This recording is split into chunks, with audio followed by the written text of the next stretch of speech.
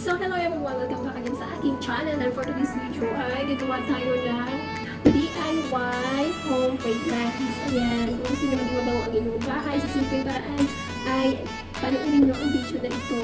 So, ating mga kailangan ay kailangan lang natin ng alcohol. Ito, yan, alcohol. Then, kailangan natin ng salt, asin. Then, kailangan din natin dito ng downy or kahit anong mga fabric softener. So, ako ay gagamit ng downy. Then, yung ating lagayan. So, yan. In a small bowl, lagay lang natin ng asin. Punuin natin ng asin yung ating maliit na lagayan. So, ayan. Lagyan ko siyang asin. So, ito ang gagamitin ko yung pink salt kasi sayang na naman din ang nagamit. So, punuin lang natin ang asin. Yung maliit na, kung mayroon kayong maliit na bowl, yan. So, ako ito yung aking gamitin. Lagyan ko lang siya ng asin. Ganun. So, ayan, puno na siya. Or kahit ganun lang siya, guys. Tapos, lagyan natin siya ng alcohol. Yan, maglagay tayo ng alcohol dyan. So, ganyan. So, lagyan lang tayo ng mga dalawang kutsara na alcohol. So, basahin natin yung alcohol ito. Yung ating asin. Tapos, haluin natin siya. Yan. Kung ako, guys.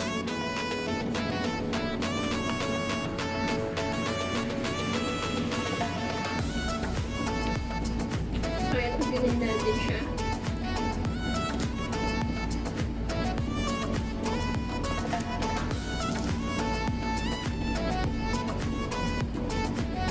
Yes, tapos nilagay tayo ng downy.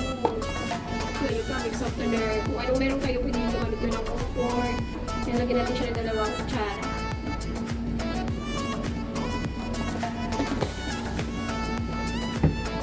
So, ayan. Tapos haluin natin siya, guys. Kasi lagay natin siya sa room, sa sala, sa libas sa inyong bahay.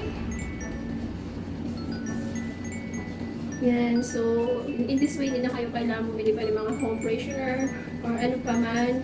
Pwede kayo makagawa ng DIY. Yan, sa pamamagitan naman ng asin, alcohol, at saka yung mga fabric softener na meron kayo, makakagawa na kayo ng home freshener. Ang bango niya, guys, diba? So, ganun lang siya. Tapos, lalagay natin sa room natin o kaya sa sala para maging mabango yung ating bahay.